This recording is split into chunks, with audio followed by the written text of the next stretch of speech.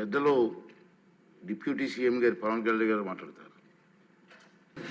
నమస్కారం అధ్యక్ష, మీకు అవకాశం ఇచ్చినందుకు గౌరవ ముఖ్యమంత్రి గారికి ఈ ఎక్సైజ్ పాలసీ మీద ఈ శ్వేతపత్రాన్ని సమర్పించిన విధానం చాలా లోతుగా ఉంది, సమగ్రంగా ఉంది. ఎక్సైజ్ పాలసీకి సంబంధించి గత 5 సంవత్సరాల్లో ఎలాంటి సమస్యలు ఉన్నాయి, ప్రజలు ఎలాంటి బాధలు పడ్డారు, ముఖ్యంగా ఇలా కల్తీ సారా తాగి, ఇలాంటి ఇలిసిట్ లిక్కర్ తాగి, వారి ప్రైవేట్ బ్రాండ్స్ తాగి ప్రజలు ఏ స్థాయికి వెళ్ళిపోయారు అనేది ప్రత్యక్షంగా నేను కూడా చాలా నా దగ్గరికి వచ్చి చాలా సమస్యలు చెప్పుకున్నారు ప్రజలు. ముఖ్యంగా గుంటూరు నుంచి ఒక బాధితురాలు వచ్చి భర్తను తీసుకొచ్చింది. భర్తను తీసుకొచ్చి నా భర్త నన్ను కొట్టేస్తున్నాడు, మీరు మాట్లాడండి, వీళ్ళు మందు తాగిని చెప్పి ఆవిడ పాపం బాధపడుతుంటే ఉళ్ళకి దెబ్బలు చూపించింది. భర్తను అడిగితే భర్త ఏమన్నాడంటే, నేను ఎప్పుడు ఇలా చేసేవాడిని కాదు, మందు తాగగానే నాకు అట్లా అయిపోతుంది, ఇది నర్వస్ డిజార్డర్ వచ్చేస్తుంది, న్యూరలాజికల్ డిజార్డర్ వచ్చేస్తుంది అనేది తర్వాత దీంట్లో తెలియదు అధ్యక్ష. భూమి ఒకసారి అంటే ఇది ఇంకా విష్ణుకుమార్ రాజు గారు చెప్పినట్టుగా ఇది ఇంకా 3,000 కోట్లుగా చాలా లోతైన దోపిడీ జరిగింది. దీంట్లో లాస్ ఆఫ్ కన్సిడరబుల్ రెవెన్యూ దాదాపు 18,860 కోట్ల 51 లక్షలు అనేది ప్రాథమికంగా తేలింది. దీంట్లో అంటే ప్రజలకు కావాల్సిన డబ్బు, ప్రజలకి రావాల్సిన డబ్బు ఇవన్నీ కూడా ఎక్కడికి వెళ్ళిపోయినాయి. నిన్న ప్రధానమంత్రి గారు మనకి కేంద్రం బడ్జెట్లో మనకి 15,000 కోట్లు ఇవ్వగానే ఇందాక గౌరవ ముఖ్యమంత్రి గారు చెప్పినట్టుగా మనం అందరం చాలా ఆనందపడ్డాం. దీంట్లోనే నిజంగా ఈ 15,000 చిల్లర కోట్లు మనకు వచ్చిందంటే అసలు క్యాపిటల్కి ఇబ్బంది కూడా ఉండేది కాదు. పోలవరం చాలా వరకు అయిపోయాయి. ఇవన్నీ పక్కన పెడితే అధ్యక్ష, నిన్న రివ్యూ చేస్తా ఉంటే ఒక 20,000 తీసుకున్నాడు ఒక అధికారి, మన ఏసీబీ వాళ్ళు తీసుకున్నారు, ఇంటర్ డిపార్ట్మెంటల్ ఎంక్వైరీ చేస్తాం అని చెప్పేసి ఒక రివ్యూ ఏదో కేసు గురించి చదువుతా ఉంటే తనకి కాంపెన్సేషన్ రావాలి, తనకి కోర్టుకి వెళ్ళారు. అది మాట్లాడుతున్నా ఒకటే అనిపించింది, ఒక చిన్నపాటి ఉద్యోగి తప్పు చేస్తే 20,000 రూపాయలు లంచం తీసుకున్నాడని చెప్పి లంచం తీసుకున్నందుకు ఏసీబీ ఎంక్వైరీ ఉంది, లేదంటే డిపార్ట్మెంటల్ ఎంక్వైరీ ఉంది. అలాంటిది రాష్ట్ర వ్యవహారాలు నడిపే ముఖ్యమంత్రి కానీ వారి సంబంధిత సభ్యులు కానీ స్టేట్ ఎక్స్చెకర్కి 18,860 కోట్ల రూపాయలు పైచిలకు ప్రప్రథమంగా ఇక్కడే మనకు తేలుతూ ఉంటే వీళ్ళు శిక్ష పడకుండా ఎలా తప్పించుకుంటారు? శిక్ష పడాలి.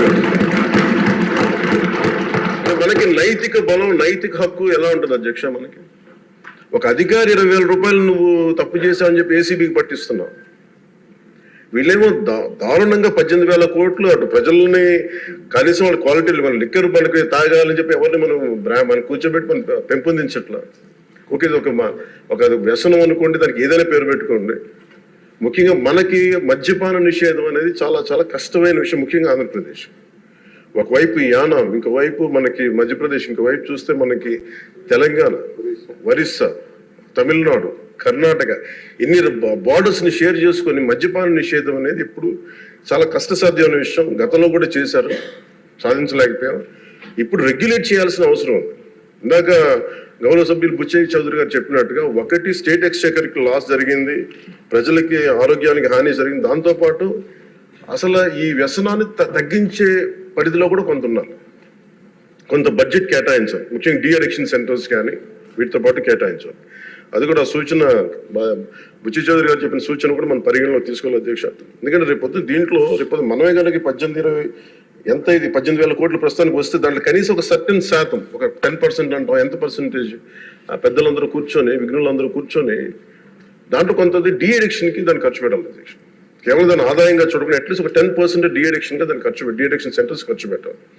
కానీ అన్నిటికంటే కూడా ఈ రోజున గౌరవ ముఖ్యమంత్రి గారు చెప్పింది, వీళ్ళని ఎలా ఇన్వెస్టిగేషన్ అంటే అలిగేషన్స్, దీనికి ఎండ్ అయింది ఈ ప్రజెంటేషన్.